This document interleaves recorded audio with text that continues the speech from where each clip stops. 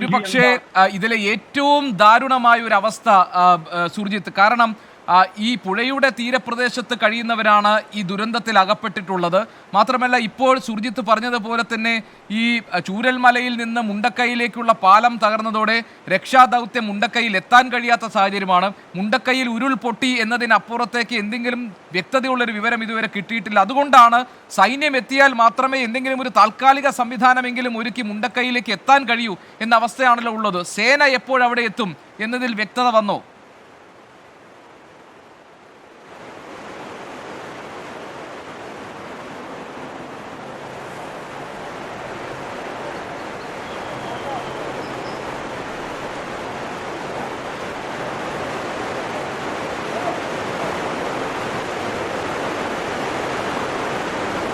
ഏത് സമയത്ത് എത്തുമെന്നറിയില്ല. ഇവിടേക്ക് കരമാർഗം സേന തിരിച്ചിട്ടുണ്ട് എന്നുള്ള വിവരം മാത്രമാണ് നമുക്ക് ഏറ്റവും ഒടുവിൽ ലഭ്യമായിട്ടുള്ളത്. ഏതെങ്കിലും ബെയിലി പാലമടക്കമുള്ള എന്തെങ്കിലും സംവിധാനം ഉപയോഗിക്കേണ്ടി വരും.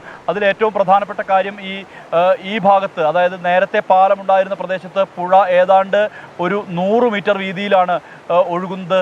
ആകെ ഒരു 20-ൽ താഴെ അകലം, 20 അടിയിൽ മാത്രം താഴെ അകലമുള്ള ചെറുതോട് പോലെയായിരുന്നു ഈ മുണ്ടക്കൈ പുഴ എന്ന് പറയുന്നത്. പക്ഷേ ഈ പുഴയിൽ വലിയ രീതിയിൽ മാറ്റം ഉണ്ടായിട്ടുണ്ട്. കാരണം അത്രമാത്രം ഈ പുഴയുടെ വീതി വർദ്ധിച്ചിട്ടുണ്ട്. അപ്പോൾ ഈ ബെയിലി പാലം അടക്കമുള്ള സാധ്യത എപ്പോൾ സാധ്യമാകും അറിയില്ല. മാത്രമല്ല, മറ്റേ ഏതെങ്കിലും വടം കെട്ടി ആളുകളെ ഇവിടേക്ക് മാറ്റാൻ കഴിയുന്ന സംവിധാനം ഒരുക്കാനാകുമോ അതും വ്യക്തതയില്ല. ഹെലികോപ്റ്റർ എത്തുമെന്ന് പറഞ്ഞു. ഹെലികോപ്റ്റർ ഇത്ര നേരമായിട്ടും എത്തിയില്ല എന്നുള്ള ഒരു ആക്ഷേപം ആളുകൾ ഉന്നയിക്കുന്നുണ്ട്. ആളുകൾ പ്രതിഷേധവും അറിയിക്കുന്നുണ്ട്. മന്ത്രി ഉൾപ്പെടെയുള്ളവർ ഇവിടേക്ക് എത്തിയിട്ടുണ്ട്. മന്ത്രി AK ശശീന്ദ്രൻ ഉൾപ്പെടെയുള്ളവർ ഇവിടേക്ക് എത്തിയിട്ടുണ്ട്. അവരോട് ഇക്കാര്യങ്ങളെല്ലാം തന്നെ ആളുകൾ പങ്കുവെക്കുന്നുമുണ്ട്. ഈ ആശങ്ക ഇത്ര സമയമായിട്ടും ഈ മുണ്ടക്കൈ മേഖല ഒറ്റപ്പെട്ട നിലയിലാണ്. അതുകൊണ്ട് തന്നെ എന്ത് ചെയ്യാൻ കഴിയും എന്നുള്ള ചോദ്യമാണ് മന്ത്രിയോടക്കം ആളുകൾ ചോദിക്കുന്നത് എന്നുള്ളതാണ് നമ്മൾ മനസ്സിലാക്കുന്നത്. എന്തായാലും ഇവിടുത്തെ ജനപ്രതിനിധികൾ ഉൾപ്പെടെയുള്ളവർ ആ കാര്യം ഉന്നയിക്കുന്നുണ്ട്. കാരണം ഇത്ര സമയമായിട്ടും മുണ്ടക്കൈ മേഖല ഒറ്റപ്പെട്ട തരത്തിലാണ്. മാത്രമല്ല, അട്ടമല എന്ന് പറയുന്ന പ്രദേശത്ത് ഈ മുണ്ടക്കൈയിൽ നിന്ന് വരുന്ന പുഴ ഒഴുകിയെത്തുന്ന അട്ടമല മറ്റൊരു കൈവഴിയാണ്. അട്ടമല എന്ന് പറയുന്ന പ്രദേശത്തും മൃതശരീരങ്ങൾ അടിയുന്നുണ്ട്. അതും എല്ലാം തന്നെ ആശങ്കയായി നിലനിൽക്കുന്നു ആളുകളെ സംബന്ധിച്ച്. അതെല്ലാം ഈ ദുരന്തത്തിന്റെ വ്യാപ്തി കൂട്ടിയത് ഈ ഉരുൾപൊട്ടൽ ഉണ്ടായതിന് തൊട്ടു പിന്നാലെ പുഴ മാറി ഒഴുകുകയും അത് അപ്പാട് തന്നെ ഒരു സ്കൂൾ ഉൾപ്പെടെയുള്ള കെട്ടിടങ്ങളൊക്കെ കംപ്ലീറ്റ് ആയിട്ട് ആ പുഴയിൽ ഒലിച്ചു പോവുകയും ഒക്കെ ചെയ്തു എന്നതാണോ സത്യത്തിൽ ഇതൊക്കെ എവിടെയാണ്, എന്താണ് എന്ന് പോലും മനസ്സിലാക്കാൻ കഴിയാത്തൊരു സ്ഥിതി ഉണ്ടാക്കിയത്?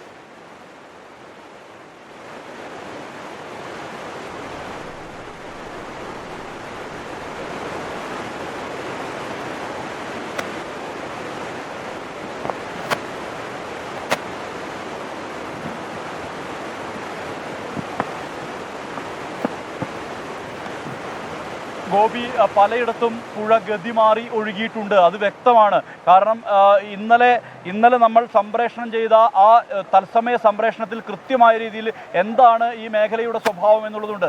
ഒരു സ്കൂൾ പൂർണ്ണമായും അപ്പാടെ തകർന്നിരിക്കുകയാണ്. അതിൻ്റെ പിറകിലൂടെ ഒരു റോഡ് പോകുന്നുണ്ടായിരുന്നു, അരികിലൂടെ ഒരു റോഡ് പോകുന്നുണ്ടായിരുന്നു. ആ റോഡ് എത്തുന്ന മേഖല, ആ മേഖലയെ തുടച്ചു നീക്കിക്കൊണ്ടാണ്, അതായത് വീടുകളിൽ പൂർണ്ണമായും തകർന്ന വീടുകളുണ്ട്, ഭാഗികമായി തകർന്ന വീടുകളുണ്ട്, പകുതി നിലയിൽ വരെ ഈ ചെളിയും അതോടൊപ്പം തന്നെ കല്ലും കരിങ്കല്ലും അടിഞ്ഞുപോയ വീടുകളുണ്ട്.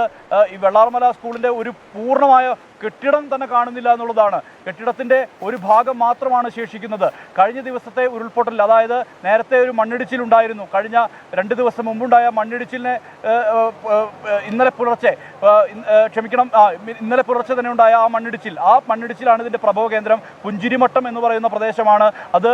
2019 ഉരുൾപൊട്ടലിൽ അവിടെ ആ മേഖലയിൽ ഉരുൾപൊട്ടൽ ഉണ്ടായതാണ്. ചില വീടുകൾ നശിച്ച പ്രദേശമാണ്. ഇന്നലെ ആ പ്രദേശത്തൊക്കെ നമ്മൾ പോയതാണ്. ആ പ്രദേശം, ആ ഭൂമേഖല, അതിന് തൊട്ട് താഴെയാണ് ഈ മുണ്ടക്കൈ എന്ന് പറയുന്ന ടൗൺ. ആ ടൗൺ തുടച്ചു നീക്കുന്ന വിധത്തിലേക്ക് ഈ മലവെള്ളപ്പാച്ചിൽ ഉണ്ടായിട്ടുണ്ട്, ഈ ഉരുൾപൊട്ടൽ ഉണ്ടായിട്ടുണ്ട് എന്നുള്ളത് കൃത്യമായ വിവരമാണ്. എന്തായാലും ആളുകൾ അവിടെ ഒരുപക്ഷെ ഇതിനേക്കാൾ ഭയാനകമായ അവസ്ഥയിലേക്ക് ഈ മരണസംഖ്യയുടെ കാര്യത്തിൽ ആളുകൾ കുടുങ്ങിക്കിടക്കുന്ന കാര്യത്തിലൊക്കെ തന്നെ ആശങ്കാജനകമായ അവസ്ഥയുണ്ട്. പക്ഷേ കൃത്യമായ ഒരു വിവരവും ആ മേഖലയിൽ നിന്ന് പുറത്തു വരുന്നില്ല. കാരണം പലരും ആളുകളെ ബന്ധപ്പെടുമ്പോൾ പോലും ചിലപ്പോൾ കിട്ടാത്ത ഒരു സ്ഥിതിയുണ്ട്. അവിടെ ആളുകൾ പങ്കുവെക്കുന്ന വിവരം അനുസരിച്ചാണ് നമ്മൾ ഈ വിവരങ്ങൾ കൈമാറുന്നത്. ഞാനിപ്പോൾ നിൽക്കുന്ന പ്രദേശം എന്ന് പറയുന്നത് ഈ ചൂരൽമല എന്ന് പറയുന്ന ജംഗ്ഷനാണ്. ഈ ജംഗ്ഷൻ്റെ തൊട്ടടുത്താണ് ആ സ്ഥലമുള്ളത്, അതായത് ആ പാലമുള്ളത്.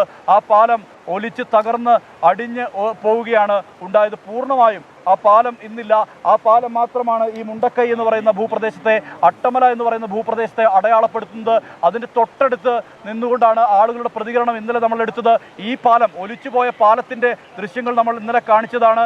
മാത്രമല്ല ആ വെള്ളാർമല സ്കൂളിന് സമീപത്ത് ഒരു കൈത്തോട് പോലെ ഒഴുകിയിരുന്ന പുഴയാണ്. പക്ഷേ നല്ല മലവെള്ളപ്പാച്ചിലുണ്ടായിരുന്നു, കനത്ത മഴയായിരുന്നു, ആളുകളെല്ലാം തന്നെ ആശങ്ക പങ്കുവച്ചതുമായിരുന്നു. പക്ഷേ ഇന്ന് പുലർച്ചെ സ്ഥിതി മാറി. 2 തവണ ഉരുൾപൊട്ടലുണ്ടായി. രണ്ടാമത്തെ ഉരുൾപൊട്ടലിൽ സർവ്വതും നശിക്കുന്ന വിധത്തിലേക്ക്, വെള്ളം ഇരച്ചു കയറുന്ന വിധത്തിലേക്ക്, ആളുകൾ മുങ്ങിപ്പോകുന്ന വിധത്തിലേക്ക് കാര്യങ്ങൾ മാറി. മൃതദേഹങ്ങൾ ഒന്നൊന്നായി കിട്ടിക്കൊണ്ടിരിക്കുന്നു. മരണസംഖ്യ ഉയർന്ന് പോകുന്നു. ഇത് ഒരുപക്ഷെ കേരളം കണ്ടതിൽ വെച്ച് ഏറ്റവും വലിയ ദുരന്തമാണ്, ഏറ്റവും വലിയ നിസ്സഹായാവസ്ഥയാണ്. ഈ പ്രതിരോധ സംവിധാനം, അതായത് ഈ രക്ഷാപ്രവർത്തന സംവിധാനങ്ങൾക്ക് മുണ്ടക്കൈ പോലുള്ള ഒരു ഭൂപ്രദേശത്തേക്ക് എത്താൻ പോലും കഴിയാത്ത വല്ലാത്തൊരു നിസ്സഹായാവസ്ഥ നിലനിൽക്കുന്ന സാഹചര്യം കൂടി ഈ വയനാട്, ഈ മേപ്പാടി പ്രദേശത്ത് ഉണ്ട്. പുത്തുമലയുടെ അനുഭവത്തിൻ്റെ പശ്ചാത്തലത്തിൽ ആളുകളോട് മാറി താമസിക്കണമെന്നുൾപ്പെടെയുള്ള നിർദ്ദേശങ്ങൾ നൽകിയിരുന്നതാണ്. ചിലർ ക്യാമ്പിലേക്ക് മാറിയിരുന്നു. ഏറ്റവും വലിയ ആശങ്കയായി ഉണ്ടായിരുന്നത് ഈ വെള്ളാർമല സ്കൂളിൽ, ഒഴുകിപ്പോയ വെള്ളാർമല സ്കൂളിൽ ദുരിതാശ്വാസ ക്യാമ്പ് തുടങ്ങിയിരുന്നു. ഇന്നലെ 1 മണിയോടുകൂടി ആ കുടുംബങ്ങളെല്ലാം തന്നെ മാറി താമസിച്ചു എന്നുള്ളതാണ് ഇവിടുത്തെ ജനപ്രതിനിധികൾ പറയുന്നത്. അതുകൊണ്ട് തന്നെ അവരാരും ഇതിനകത്ത് പെട്ടിട്ടില്ല എന്നുള്ളത് വലിയ ആശ്വാസമാണ്. അത്തരത്തിൽ ആശ്വാസത്തിൻ്റെ വാക്കുകൾ കൂടിയുണ്ട്. എന്തായാലും ജനപ്രതിനിധികൾ ഉൾപ്പെടെയുള്ളവർ ഇവിടേക്ക് എത്തുന്നു, സൈന്യം എത്തുന്നു. സ്വാഭാവികമായും ഇവിടെ തിരച്ചിലിന് കുറച്ചുകൂടി വേഗം കൂടും. അത് എപ്പോൾ സംഭവിക്കുമെന്നുള്ളതാണ് ചോദ്യം. ഇവിടെ ഇപ്പോൾ ഈ റോഡിൽ ചളി അടിഞ്ഞ് കുമിഞ്ഞുകൂടിയ നിലയിലാണ്. ഇന്നലെ ഞങ്ങൾ ഉച്ചയോട് കൂടിയാണ് ഈ പ്രദേശത്തേക്ക് എത്തിയത്. ഉച്ചയോട് കൂടി ഈ പ്രദേശത്തേക്ക് എത്തുമ്പോൾ നമ്മൾ കണ്ട കാഴ്ച